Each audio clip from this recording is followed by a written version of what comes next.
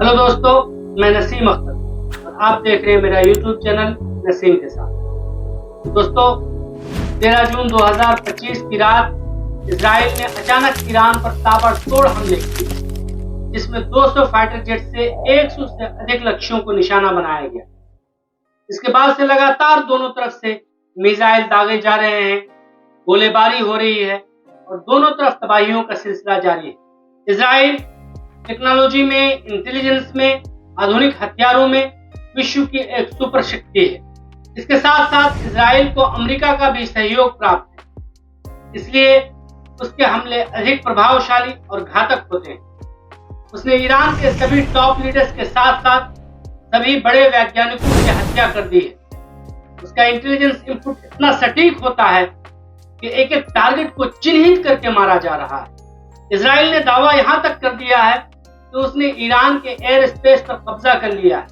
इसका मतलब यह है कि यदि यह दावा सच है तो अब कोई भी फ्लाइट इजराइल की सहमति के बिना ईरान के एयर स्पेस में उड़ान नहीं भर सकती। ईरान की ओर से जो जवाबी कार्रवाई हो रही है उसने भी दुनिया को चौंका दिया है। अब तक जहां ईरान को काफी नुकसान हुआ है, वहीं इजराइल को भी आक्रमण का खमियाजा भुगतना पड़ रहा है। आयरन डोम की हवा निकल गई है। ईरान के मिसाइल हवा में तो नष्ट हो रहे हैं, लेकिन कई मिसाइल ने टारगेट को हिट भी किया है। ये सत्य है कि ईरान की सैन्य शक्ति विकसित देशों की तुलना में बहुत कम है, परंतु उसने विगत कुछ वर्षों में मिसाइल तकनीक में बढ़त बनाई है। इसका उदाहरण यह है कि 2000 किलोमीटर की दूरी के बावजूद ईरान को इजराइल पर मिसाइल हमले में सफलता प्राप्त हो रही है और ईरान के पास ऐसे मिसाइलों का भंडार है जिससे वो बहुत दिनों तक इजराइल का सामना कर सकता है। लेकिन क्या मिसाइल के अतिरिक्त और कोई शक्ति ईरान के पास है, ये देखना अभी बाकी है। वर्तमान स्थिति को देखकर तो ऐसा लगता है ईरान के पास जितनी शक्ति है उससे कहीं अधिक उसे खौफनाक बनाकर प्रस्तुत किया गया है। ईरान के सुप्रीम लीडर आयतुल्लाह खामनी ने युद्ध का ऐलान कर दिया। कई विजुअल्स ऐसे भी आ रहे हैं जिसमें मोसाद के हेडक्वार्टर को तबाह होते दिखाया गया है।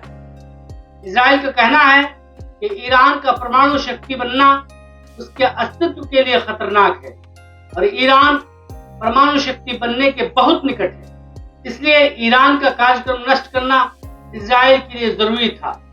ये बयान अपने आप में हास्यास्पद है, क्योंकि ईरान ने हमेशा दावा किया है कि उसका न्यूक्लियर कार्यक्रम शांतिपूर्ण उद्देश्य के लिए है। ईरान ने एनपीटी अर्थात परमाणु अप्रसार संधि पर हस्ताक्षर भी कर रखा है। उसने IAEA के इंस्पेक्टरों को देश के अंदर आने और इंस्पेक्शन करने की अनुमति भी दे रखी है। ईरान निरंतर अपने प्रोग्राम के संबंध में वर्ल्ड एजेंसीज से वार्तालाप करती रही है। वहीं दूसरी ओर इजराइल ने अवैध रूप से न्यूक्लियर हथियार अर्जित किए। उसने एनपीटी पर हस्ताक्षर नहीं किया और न वर्ल्ड एजेंसी को इंस्पेक्शन की अनुमति देता है। इसके साथ ही इजराइल वार क्राइम का दोषी भी है। उसने निहत्या और निर्दोष फिलिस्तीनियों में से 60,000 बच्चों, बूढ़ों और महिलाओं की हत्या की है। 1,12,000 से अधिक लोगों को विगत कुछ महीनों में बेघर किया है। इस सब के बावजूद पूरी ढिठाई और बेशर्मी के साथ वो एक संप्रभु देश पर आक्रमण कर देता है और इस आक्रमण में तथाकथित सुपर पावर अमेरिका, उसका सरफिरा राष्ट्रपति डोनाल्ड ट्रंप इजराइल के साथ खड़ा दिखाई देता है। विशेषज्ञों का कहना है कि ये केवल एक आक्रमण नहीं बल्कि सत्ता परिवर्तन का प्रयास है। जो इल्जाम आज ईरान पर लगाया जा रहा है, आपको याद होगा कि कुछ वर्षों पहले इसी प्रकार का इल्जाम इराक के सद्दाम सरकार पर भी लगाया गया था। इसी इल्जाम के आधार पर न केवल सद्दाम हुसैन को गिरफ्तार किया गया था, बल्कि पूरे देश को तहस नहस कर दिया गया था। फिर वही खेल ईरान के साथ खेला जा रहा है। ईरान सरकार से हजारों मतभेदों के बावजूद ये सत्य है कि इजराइल की आक्रामकता पूरे देश में अस्थिरता का कारण बन सकती है।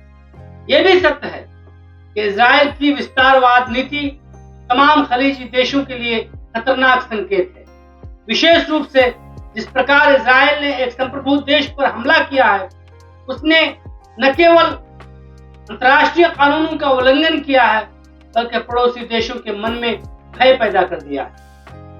ये कहना मुश्किल है कि ईरान के बाद उसका नेक्स्ट टारगेट कौन हो सकता है। इसीलिए सभी अरब देशों ने एक सुर में इस हमले की निंदा की। आज के लिए बस इतना ही, फिर मिलते हैं अगले एपिसोड में। धन्यवाद।